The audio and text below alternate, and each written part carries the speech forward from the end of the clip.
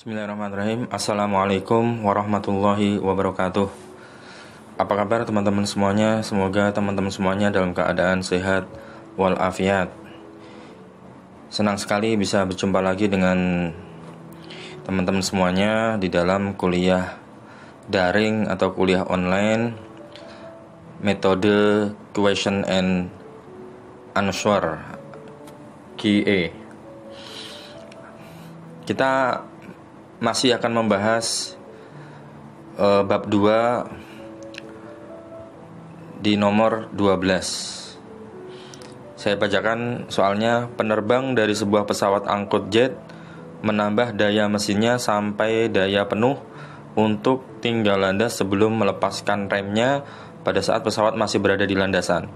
Gaya dorong jet tetap dan pesawat mempunyai percepatan tetap 0,6 G.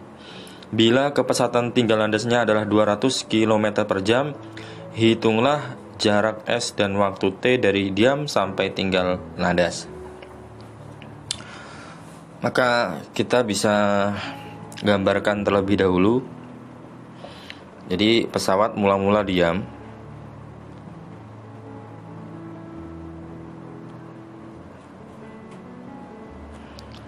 Kemudian sampai sini dia tinggal landas.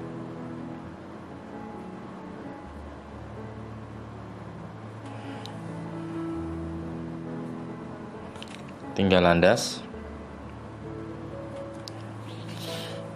Oke. Kemudian yang diketahui adalah di situ percepatan tetap 0,6 G. Jadi percepatan tetap A itu adalah 0,6 G. Kemudian kecepatan tinggal landasnya adalah 200 km per jam. Ini V di sini. Ya, 200 km per jam. Oke ya. Kemudian pertanyaannya, hitunglah jarak S dan waktu T dari diam sampai tinggal landas. Ini dari diam, berarti ini V0-nya adalah 0, V mula-mula. Yang ditanyakan ya jarak S ini, S dari diam sampai dia tinggal landas pada lintasannya ini S berapa, terus waktu tempuh dari keadaan diam pesawatnya hingga sampai tinggal landas T-nya berapa. Nah, kira-kira seperti itu gambarannya. Diketahui V-nya 200 km per jam, percepatannya adalah 0,6 gravitasi, 0,6 G. Yang ditanyakan adalah jarak tempuhnya dan waktu tempuhnya. Maka kita bisa jawab soal tersebut ya dengan menggunakan rumus yang sangat populer ini ya. 3 rumus ini sudah seharusnya dihafalkan dalam pembahasan atau dalam kajian ilmu kinematika partikel yang sering digunakan dalam setiap soal-soal kinematika partikel. Rumus yang pertama adalah V. Kita tulis dulu jawab. Pertama, rumus-rumus kita tulis dulu. V sama dengan V0 ditambah AT. Ini rumus yang pertama. Kemudian rumus yang kedua, V kuadrat sama dengan V0 kuadrat ditambah 2AT. Ini adalah 2A delta S. Nah, kadang-kadang kita bisa gunakan S saja, atau kadang-kadang kita gunakan delta S untuk merinci jika ada S0 sampai S akhir. Kemudian rumus yang ketiga adalah delta S sama dengan V0T tambah setengah AT kuadrat. Ini adalah 3 rumus yang seringkali digunakan dalam pembahasan atau kajian tentang kinematika partikel atau tentang gerak. Maka sudah selayaknya rumus ini dihafal di luar kepala. Maka untuk pertanyaan pertama, berapakah jarak dan waktunya? Kelihatannya kita lebih pas untuk menghitung waktunya terlebih dahulu. Maka untuk waktunya kita tulis ulang, T sama dengan berapa? Ya, T sama dengan berapa? Waktu yang ditempuh berapa dari keadaan diam, dari pesawat dari keadaan diam, ya, hingga dari keadaan diam sehingga sampai dengan take off. Nah, waktunya berapa? Kita bisa gunakan rumus V sama dengan V0 ditambah AT.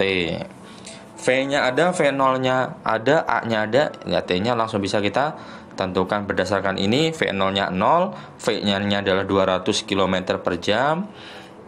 Ingat, karena di sini seringkali kita tahu 0,6 G ini adalah percepatan gravitasi yang nilainya 9,81 dalam satuan meter per second kuadrat. Maka tentu untuk kecepatan 200 km per jam ini juga satuannya kita seragamkan dengan satuan percepatan gravitasi itu, sehingga kita harus jadikan meter per second. Maka dengan cara yang mudah kita langsung bagi 200 dibagi 3,6 jadinya meter per second. Jadi pembagian 3,6 itu aslinya adalah dikalikan 1000 terus dibagi dengan 3600 gitu lah. Jadi 1 kilo itu kan 1000 meter, sedangkan 1 jam itu kan 3600, berarti sama aja dengan dibagi 3,6 langsung. Maka diperoleh 200 dibagi 3,6 diperoleh adalah 55,56 meter per second. Ya, tinggal kita substitusikan saja. V-nya adalah V atau T, kita tulis ulang, T sama dengan V min V0 dibagi A, kan gitu. Jadi bentuk yang di atas itu bisa kita rubah menjadi T sama dengan V min V0 dibagi dengan A. Ya, tinggal kita substitusikan saja. V adalah 55,56 dikurangi V0-nya 0 dibagi A-nya adalah 0,6 G. G-nya berapa? G itu percepatan gravitasi 9,81. Kalau kita memasukkan satuannya boleh. Ini adalah meter per second, ini adalah meter per second kuadrat. Meter per second dibagi meter per second kuadrat jadinya second, sebagaimana satuan T ini. Maka T sama dengan 55,56 dibagi 0,6 kali 9,81 diperoleh 9,44 second. Ini jawaban atau jawaban dari pertanyaan yang pertama, yaitu waktu. Selanjutnya ditanya S-nya berapa? Jarak yang ditempuh oleh pesawat dari keadaan diam hingga pesawat tersebut take off atau tinggal landas. Nah, kita bisa gunakan satu di antara 3 rumus ini. Mana yang paling cocok, mana yang paling relevan. Ini bisa kita gunakan rumus yang kedua, juga rumus yang ketiga. Soalnya semuanya sudah diketahui, baik A, V0 maupun V. Nah, kita langsung gunakan rumus yang ketiga saja boleh. Ya, itu delta S berapa dari pesawat keadaan diam,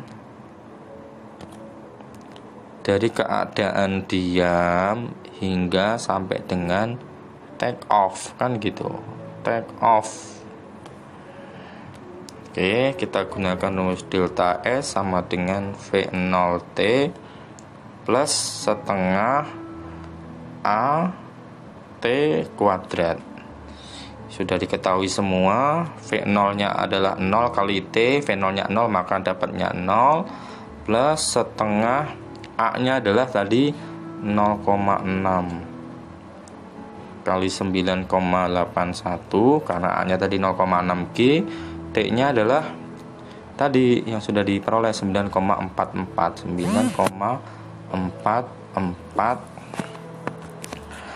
Saya ulangi 9,44 kuadrat. Hitung pakai kalkulator, diperoleh delta S sama dengan 262 meter. Oke. Sudah diperoleh hasilnya sebagaimana yang sudah terdapat pada jawaban yang ada di soal ini. Oke, ini adalah soal sederhana yang sangat sederhana, namun penting untuk membangun pemahaman yang baik sehingga akan bisa menyelesaikan soal-soal yang lebih kompleks dari soal ini dan bisa untuk menyelesaikan soal-soal yang lebih sulit daripada soal ini.